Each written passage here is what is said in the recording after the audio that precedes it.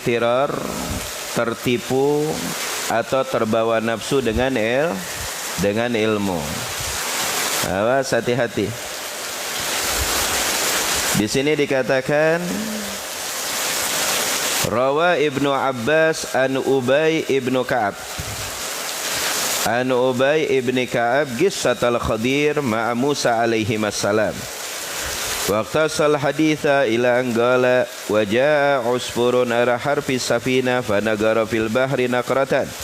Faqala al-Khadir li Musa alaihi assalam ma naqasa ilmi wa ilmuka min ilmillahi ta'ala ila mathala ma naqasa hadzal usfur min hadzal bahar. Nah, di sini ada cerita tentang bagaimana ilmu yang Allah turunkan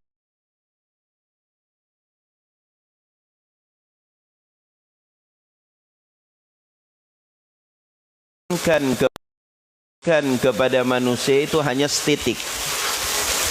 Kalau dibandingkan titik. Kalau dibandingkan hakikat ilmu yang Allah pendam. Banyak para ulama berilmu, banyak orang alim berilmu. Ingat, itu ilmu yang Allah bagi-bagikan kepada makhluk-makhluknya itu setitik. Paham apa tidak? Hah? Itu setitik ilmu yang Allah bagi-bagikan. Makanya kita tidak boleh sombong, tidak boleh tertipu, tidak boleh ujub apabila kita punya ilmu atau kebisaan. Paham apa tidak? Paham apa tidak? Kalau kita mempunyai kebisaan, Allah anugerah berikan kepada kita ilmu, Allah berikan kepada kita kelebihan, awas, jangan sampai kita iktiror, tertipu dengan ilmu tersebut, ya. Jangan sampai kita tertipu atau iktiror dengan ilmu tersebut. Karena orang yang tertipu dengan ilmu, ujub, sombong karena ilmunya, mereka lebih utama yang akan masuk neraka daripada ubadul wathan, daripada mereka penyembah berhala. Na'udzubillah summa na'udzubillah. Jadi ilmu bukan untuk disombongkan, akan tetapi ilmu untuk apa? Untuk diamalkan. Dan biasanya orang semakin bertambah ilmunya, semakin tawadhu, semakin rendah hati. Paham apa tidak? Semakin rendah hati. Nah, di sini diceritakan oleh Al-Imam Ibnu Abbas, Sayyidina Abdullah bin Abbas, tentang perjumpaan Sayyidina Khidir dan Nabi Allah Musa alaihi salam. Tak kala itu Nabi Allah Khidir dengan Nabi Allah Musa saling berjumpa. Lalu mereka menaiki salah satu safinah, perahu, ya. Kalau kita apa tuh? Kalau kita apa? Perahu, ya. Naik perahu. Kalau Palembang apa? Getek. Iya kan? Kalau bahasa Palembang getek. Alwi kena air. Pindah. Kitabnya kena air. Kalau bahasa Palembang getek, ya. Bahasa Palembang getek. Kalau bahasa kita perahu. Nah, ketika Nabi Allah Khidir dan Nabi Allah Musa alaihi salam naik perahu, ja'a usfurun, datang seekor burung kecil. Usfur itu burung kecil. Datang seekor burung kecil, duduk dan berdiri di ujung perahu. Burung kecil itu duduk dan berdiri di ujung perahu, itu burung kecil. Fanagara fil bahri nagratan. Lalu burung kecil tersebut setelah berdiri di ujung perahu dan dia meminum dengan nagrohnya, mulutnya tuh apa itu kalau burung apa namanya? Dengan paruhnya. Nagro itu paruh. Dia meminum tuh dari air laut tuh burung. Udah burungnya kecil, paruhnya kecil, dia minum dari air laut. Di dalam kejadian itu Nabi Allah Khidir alaihissalam ingin mengajarkan Nabi Allah Musa hikmah yang begitu luar biasa. Apa hikmahnya? Faqala al-Khadiru li Musa alaihi assalam. Lalu Nabi Allah Khidir berkata kepada siapa? Nabi Allah Musa alaihi salam, ma naqasa ilmi wa ilmuka min ilmillahi ta'ala. Tidaklah berkurang ilmuku, kata Nabi Allah Khidir. Wa ilmuka, dan ilmumu wahai Musa, min ilmillah, dari luasnya ilmu Allah, lautannya ilmu Allah Ta'ala, illa kecuali masala managasa hadal usfur min hadal bahar, illa kecuali masal. Tuh contoh seperti managasa yang berkurang, hadal usfur ini burung takala minum lautan, min hadal bahar. Coba Anda bayangkan lautan nih, lautan, lalu burung yang kecil dengan paruhnya minum. Apakah lautan tersebut akan berkurang? Berkurang apa tidak? Bakal berkurang apa tidak? Udah burungnya kecil, paruhnya kecil, terus minum di lautan, berkurang nggak tuh lautan? Nggak bakal berkurang. Nah seperti itulah hikmahnya, kata Nabi Allah Khidir, ilmu yang aku punya dan ilmu yang kau punya wahai Musa, dibanding luasnya ilmu Allah itu nggak bakal berkurang. Ilmu Allah itu nggak bakal berkurang. Jikalau ilmu ini Allah berikan kepada seluruh manusia, apakah ilmu Allah akan berkurang? Tidak. Sedangkan ilmu yang Allah turunkan kepada manusia qalila, sedikit. Sedikit. Wa utitum minal ilmi illa qalila, kata Allah. Aku anugerahkan, aku berikan kepada anda dari ilmu ini qalil. Sedangkan ilmu yang luas ada pada Allah Subhanahu wa Ta'ala yang tidak bisa dilihat dan dicerna oleh manusia manapun. Paham apa tidak? Nah yang sedikit ini yang Allah anugerahkan dibagi-bagi lagi. Dibagi untuk alim pulan, orang tersebut ilmu ini dibagi-bagi. Itu tuh sedikit dibagi-bagi. Bagaimana dengan ilmunya Allah Subhanahu wa Ta'ala? Nah di sini ada pelajaran apa? La taghtar bil ilmi. Awas, jangan ketipu dengan kealimanmu. Jangan ketipu dengan ilmumu. Entah itu ilmu agama, entah itu ilmu apapun. Bagi mereka yang Allah anugerahkan ilmu, awas, ingat, jangan sampai tertipu, tapi manfaatkan ilmu tersebut untuk diri kita dan berbagi kepada orang lain. Ya, awas, hati-hati. Karena biasanya orang semakin berilmu semakin tawadhu, semakin rendah hati. Semakin berisi semakin sungkur, menundukkan kepala. Paham apa tidak? Kenapa?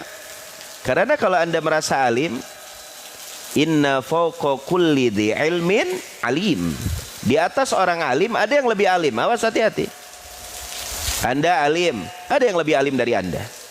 Yang lebih alim dari Anda ada a'lam yang lebih alim lagi. Oh, ini manusia yang paling alim di dunia ini. Ingat, ada di atas yang maha alim, yaitu Allah Subhanahu wa Ta'ala. Fahim tuh? Nah, gerak. Yang kedua, udah. Oh, berarti ini orang jahil, orang bodoh, bego. Paham apa tidak? Yang mengaku dirinya alim berarti jahil. Karena yang mengaku dirinya hebat, alim, siapa pertama kali? Iblis. Nah, iblis kan mengaku dirinya istimewa, dirinya luar biasa, lebih alim dari para malaikat. Inna lillahi wa inna ilaihi rajiun. Makanya disungkurkan ke dunia. Paham dong? Jelas? Makanya kata Sayyidina Umar, man qala ana alimun fahuwa jahil. Orang yang mengaku dirinya alim atau yang berkata dirinya alim fahuwa jahil, otomatis nilainya jahil, bodoh nih, walaupun ilmunya segudang. Jahil dia. Nah,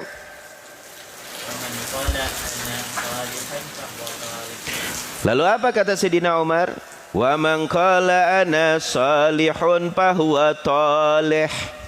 Di sini ada soleh, ada toleh, pakai to ya. Kalau kita salah baca bisa-bisa sama. Barang siapa yang berkata ana soleh, nih aku orang soleh, aku orang baik, aku ahli ibadah, aku ahli masjid. Ente semuanya kotor, aku yang paling bersih. Kalau orang udah demen aku, anak berarti siapa? Iblis. Karena kan iblis tak kala disuruh sujud, apa kata iblis? Ana khairun min Ana, aku.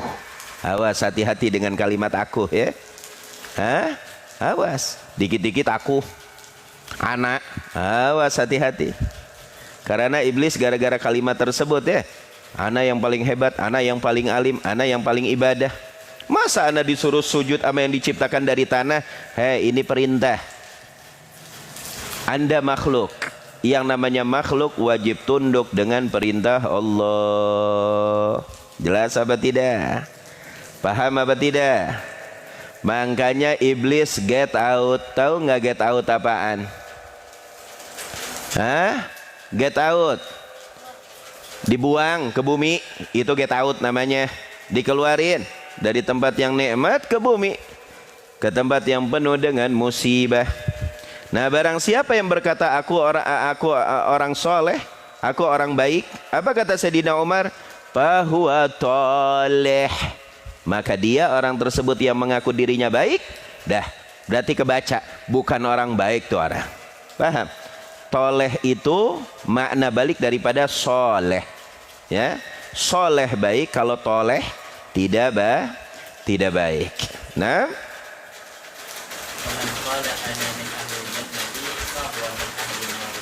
lalu Sayyidina Umar melanjutkan, wa man qala ana min ahlil jannah. Kalau ada orang yang berkata aku ahli syurga. Wow, emang syurga punya bapak lu, punya emak lu? Kapan bapak lu beli syurga sampai bisa berkata ana min ahli syurga nih, ana bakal masuk syurga nih? Syurga. Iya sih bakal masuk surga, tapi surga di mana? Jonggol ya, bukan surga yang Allah janjikan lil mukhlisin wal muttaqin ya, nabiyyin wal mursalin. Nah, barang siapa yang berkata ana min ahlil jannah, nih aku nih ahli surga nih, akan masuk surga nih aku. Apa kata Sayyidina Umar? Fahuwa min ahlin nar. Maka menunjukkan orang tersebut ahli nar, yang akan menghuni neraka. Na'udzubillah summa na'udzubillah. Lalu apa yang harus kita lakukan, Beb? Di dalam amal kita, beribadah kita, yang harus kita lakukan satu, teruslah beribadah. Karena ibadah tersebut suatu kewajiban yang Allah wajibkan kepada kita, dan tanda merunduknya kita selaku hamba kepada Tuhan yang menciptakan kita, Allah. Paham apa tidak? Sehingga hilang di dalam hati kita al-kibru, sombong, al-ujubu, ujub, apa? Melihat di dalam dirinya ada kelebihan, gitu tuh, aku lebih baik, lebih soleh. Ar-riya'u, pengen dilihat orang. Nah, sehingga terkikis itu semuanya penyakit. Makanya banyak manusia kelak dibangkitkan di akhirat. Manusia nih kelak dibangkitkan di akhirat, amalnya banyak, tahajudnya luar biasa, hajinya luar biasa, umrohnya bolak-balik seminggu sekali, luar biasa. Tapi pas di akhirat dibangkitkan, dibelikan kitab tulisan amalnya zong. Tahu nggak zong? Kosong. Lalu dia protes, ya Rob, mana amalku? Aku melakukan ini, aku melakukan ini, aku melakukan ini selama aku di dunia. Mana tulisan amal baik aku, ya Rob? Lalu Allah katakan, semuanya ente. Tahu nggak ente? Beak. Tahu nggak beak? Abis. Amamu abis. Abis kemana? Dengan riakmu, dengan sombongmu, dengan ujubmu, sehingga penyakit hati itu semua menggerogoti nilai-nilai pahala amalmu, sehingga engkau mendapatkan tuh kertas putih, anggap aja tisu buat ngelap air mata. Inna lillahi wa inna ilaihi raji'un. Nah, asalis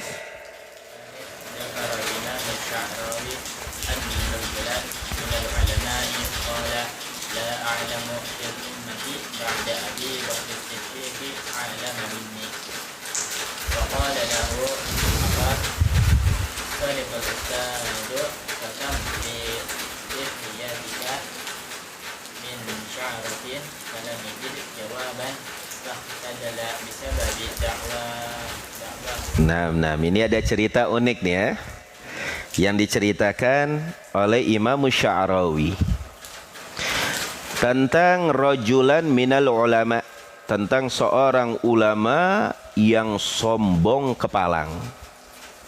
Dia ulama alim, tapi jiwanya kotor, sombong kepalang.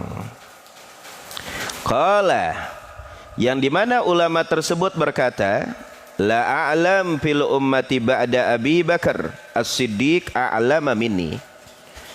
Saking sombongnya seorang ulama tersebut berkata apa? La a'lam, aku tidak mengetahui pada umat Nabi Muhammad dari awal sampai akhir yang lebih alim setelah Sayyidina Abu Bakar Siddiq daripada aku. Sombong amat. Berarti dia merasa lebih alim daripada Sayyidina Umar. Berarti dia merasa lebih alim daripada Sayyidina Utsman. Berarti dia merasa alim daripada Sayyidina Ali. Sedangkan Sayyidina Ali apa? Madinatul babul ana madinatul ilm wa aliyun babuha. Aku kotanya ilmu, kata Nabi, dan Ali, Imam Ali pintunya pintunya ilmu. Ulama ini sombongnya nemen enggak kepala. La a'lam fil ummati ba'da Abi Bakar Siddiq a'lama minni. Aku tidak mengetahui dari umat Nabi Muhammad dari awal sampai akhir setelah Rasul Abu Bakar Siddiq yang paling alim yaitu aku. Udah nggak ada lagi. Allah, ini namanya sombong kepalang. Tak kala seorang ulama tersebut berkata seperti itu, faqala lahu akhar. Ada satu ulama di sebelahnya berkata, shadaqal ustad, benar kata guru itu, kata ulama nih, benar tuh kata orang itu tuh, guru tuh, ustad, guru itu benar. Dia berkata itu benar. Lalu apa katanya? Fakam. Lalu dilontarkan pertanyaan, fakam filahyatika min sya'rah. Ada berapa rambut jenggotmu? Ketika ulama tersebut berkata dengan sombongnya, tidak ada yang lebih alim dariku setelah Abu Bakar Siddiq. Lalu seorang ulama berkata, saya ingin bertanya kepada engkau, ada berapa jumlah rambut yang tumbuh di dagumu, yaitu jumlah jenggotmu? Pasa kata orang alim yang sombong tersebut, yang merasa alim, diem, nggak bisa ngejawab. Yang artinya jumlah jenggot yang tiap hari kau cukur, tiap hari kau pegang, kalau kau emang merasa alim benar, kau akan tahu dong berapa jumlah rambutnya. Sedangkan masalah jenggot kamu aja yang nempel di diri kamu kau nggak tahu, apalagi yang lain. Inna lillahi wa inna ilaihi rajiun. Luar biasa. Falam yajib jawab, maka lam tidak yajid. Ulama yang sombong tersebut tidak menemukan yajid jawab, yaitu jawaban. Fakhtadala bisababi da'wah, maka ikhtadala, hina, merunduk, bisababi dakwah, dengan sebab dakwah, pengakuan sombongnya. Karena tidak ada orang alim dari umat Muhammad dari awal sampai akhir setelah Abu Bakar kecuali aku. Inna lillahi wa inna ilaihi raji'un. Makanya awas, hati-hati. Nah,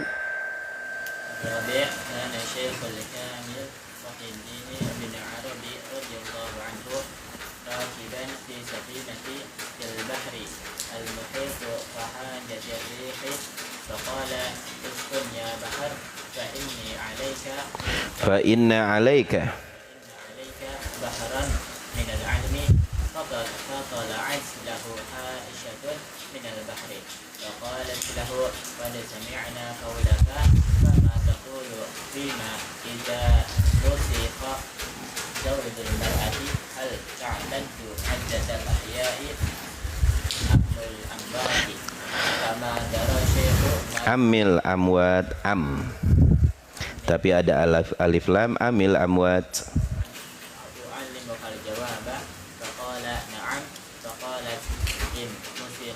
حيوانا اعتدت عدة الأحياء wa in usikha jamadan a'datal amwat.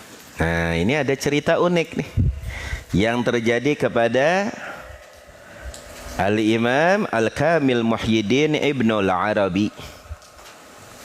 Terjadi kepada Al-Imam Ibnul Arabi, Muhyiddin Al-Imam Ibnul Arabi. Apa ceritanya? Pada suatu hari beliau rakiban fi safinati fil bahril muhit. Pada suatu hari beliau menaiki rakiban safinah, perahu, fil bahril muhit, di lautan yang begitu dalam. Ini pada suatu hari beliau menaiki perahu berada di lautan yang begitu dalam. Lalu apa yang terjadi? Fahajatir rih, datang angin besar, rih, angin, sehingga membawa gelombang air yang begitu luar biasa, yang membuat perahunya goyang-goyang karena ada gelombang air, ya, ombak-ombak yang besar. Fagala, lalu Imam Ibnul Arabi berkata, uskun ya bahar, diamlah wahai laut, jangan bergerak wahai laut, jangan kau bawa ombak-ombak yang besar wahai laut. Fa inna alaika bahron minal ilim, karena sesungguhnya alaika, di atasmu, bahron minal ilim, ada lautan ilmu. Paham apa tidak? Karena di atasmu wahai lautan ada lautan ilmu, yaitu dirinya. Paham apa tidak? Fa inna alaika bahron minal ilim, karena di atas engkau wahai laut ada lautan ilmu, yaitu dirinya Imam Ibnul Arabi. Lalu apa yang terjadi? Tak kala Imam Ibnul Arabi berkata seperti itu di atas laut, hai wahai laut, di atasmu ada laut juga, yaitu dirinya, ya, merasa dirinya lautan daripada ilmu. Apa yang terjadi? Wa qalat lahu, apa yang terjadi? Setelah Imam Ibnul Arabi berkata seperti itu, fatala'at lahu ha'isyatun minal bahar, timbul tuh salah satu binatang kecil dari lautan, keluar tuh dari mana itu? Dari laut, ya, salah satu ikan lah dari laut. Ikan tersebut bisa berbicara. Apa yang dikatakan oleh ikan tersebut? Tak kala Imam Ibnul Arabi berkata, di atasmu wahai laut ada laut. Nonghol satu ikan, wa qalat lahu, dan ikan tersebut berkata kepada Imam Ibnul Arabi, qad sami'na qaulaka, kata ikan, aku telah mendengar apa yang kau ucapkan. Tadi engkau mengucapkan wahai laut, di atasmu ada laut. Ini yang berbicara siapa? Ikan. Wahai laut, di atasmu ada laut. Aku telah mendengar ucapanmu tadi wahai Imam Ibnul Arabi. Fama tagulu fima idza musiha zaujul mar'ah hal ta'tadu iddatal ahya amil amwat. Lalu ikan tersebut melontarkan satu masalah fikih luar biasa. Apa kata ikan tersebut? Aku ingin bertanya kepada engkau. Satu pertanyaan tolong dijawab. Jikalau ada seorang suami yang dikutuk oleh Allah, dikutuk seorang suami tersebut menjadi binatang, dan yang satu seorang suami dikutuk menjadi batu. Yang satu suami dikutuk menjadi binatang oleh Allah, yang satu suami dikutuk menjadi batu. Bagaimana iddahnya bagi si istri? Si lauk tersebut berkata si ikan, itu iddahnya bagaimana tuh? Kalau suami yang satu dikutuk jadi apa? Binatang, monyet lah seperti itu. Yang satu dikutuk menjadi batu. Nah, bagaimana tuh iddahnya bagi sang istri? Dia sudah dikutuk, yang satu jadi monyet, binatang yang satu jadi batu, benda mati. Lalu apa yang terjadi? Famadara syaikhu ma yaqul. Syekh Imam Ibnul Arabi terkaget-kaget dan tidak bisa jawab. Allah. Diam Syekh Imam Ibnul Arabi, tidak bisa menjawab pertanyaan seekor ikan yang nongol dari lautan, ya, yang timbul dari lautan. Faqalat lahul Aisyah. Lalu ikan tersebut berkata kepada Imam Ibnul Arabi, taj'aluni syaikhatan lak, apakah engkau ingin menjadikan aku, kata seekor ikan, gurumu sekarang? Wa'allimuka al-jawabah. Kalau kau mengakui aku gurumu, maka aku akan ajarkan kepada engkau jawaban daripada masalah yang tadi aku sampaikan kepada engkau. Allahu Akbar, luar biasa. Seekor ikan berkata kepada Imam Ibnul Arabi, mau nggak kau jadikan aku guru? Ikan tersebut dijadikan guru. Kalau kau mau, akan aku ajarkan jawabannya. Lalu apa kata ikan tersebut? Fagalat lahu, fagala Imam Ibnul Arabi, na'am. Imam Ibnul Arabi berkata, iya, aku jadikan engkau seekor ikan guruku. Luar biasa. Lalu seekor ikan tersebut berkata, fagalat in musikha hayawanan i'taddat iddatal ahya. Kalau emang seorang suami dikutuk menjadi monyet, seekor binatang, maka iddah bagi istrinya iddatul ahya, berarti iddah cerai hidup. Paham? Seperti laki-laki menceraikan istrinya, lakinya masih hidup, kan cerai itu ada dua, cerai hidup, cerai mati. Nah, kalau emang si suami tersebut dikutuk menjadi monyet, seekor binatang, maka cerainya cerai hidup. Lalu jawaban yang kedua, wa in musikha jamadan. Yang satu kan dikutuknya jadi apa? Batu. Batu itu kan benda mati. I'tadda iddatal amwat. Nah, kalau dikutuknya menjadi batu, maka si istri tersebut mendapatkan iddatul wafah. Iddahnya iddah mati, cerai mati. Luar biasa. Nah, ini menunjukkan apa? Tidak boleh kita sombong dengan ilmu. Di atas orang alim ada yang lebih alim, dan di atas yang lebih alim ada yang sangat alim, dan di atas yang sangat alim ada Zat yang maha alim, yaitu Allah.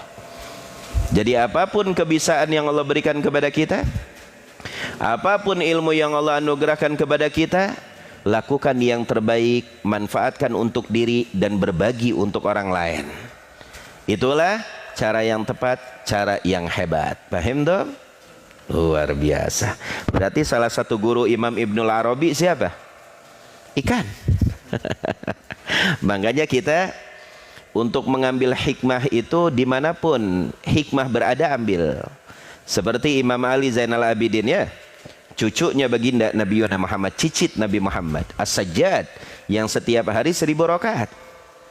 Setiap hari sholat tahajudnya 1000 rakaat. Pada suatu hari beliau berjalan menaiki kuda, melihat ada seorang pemabuk lagi melantunkan syair-syair, tapi syair tersebut mempunyai arti. Apa yang dilakukan oleh Imam Ali? Turun dari kudanya, beliau ambil pulpen dan bukunya di saku, beliau tulis syair yang keluar dari mulut pemabuk. Lalu murid-muridnya berkata, ya Imam, ini pemabuk, orang mabuk, teler. Ini pemabuk ya Imam, ini orang teler. Lihat, dia memandang apa? Kerusakan orang mabuk tersebut. Tapi Imam Ali apa? Dimanapun ada hikmah, dimanapun ada ilmu, perlu kita ambil dan kita pelajari. Biarlah dia mabuk, tapi yang keluar dari kata-katanya ilmu. Allah. Hakada. Belajarlah dari apapun, ya. Belajar dari apapun, belajar dari manapun. Karena setiap kehidupan, apa yang kita pandang, apa yang kita lihat, sebenarnya itu guru untuk kita semua. Contoh, tak kala Anda di masa muda, Anda nuntut ilmu seperti ini. Coba Anda lihat keluar, berapa banyak anak-anak muda sekarang yang sudah tersungkur, mati dalam keadaan overdosis. Tiap hari nongkrong meminum minuman keras, habis waktu dan umurnya, hilang masa depannya. Nah, ini kan menjadi bahan pikiran Anda supaya kita bersyukur. Alhamdulillah ya Rabb, Kau telah letakkan aku di tempat yang paling indah sehingga aku terselamatkan. Seperti itu bersyukur. supaya timbul suatu kebetahan, semangat yang begitu tinggi untuk menuntut ilmu. Begitu. Kalau kita nggak pernah menjadikan apapun yang kita lihat kehidupan yang berjalan, kapan kita akan pintar? Kapan kita akan mendapatkan luasnya ilmu? Kapan kita akan mendapatkan pengalaman? Maka jadikan apa yang telah terjadi di dalam kehidupan ini, apa yang telah kau lihat, itu pelajaran untuk membangun mentalitas jiwa kita, kecerdasan kita, sehingga kita kuat untuk menghadapi hidup. Paham tuh? Jelas apa tidak? Alhamdulillah.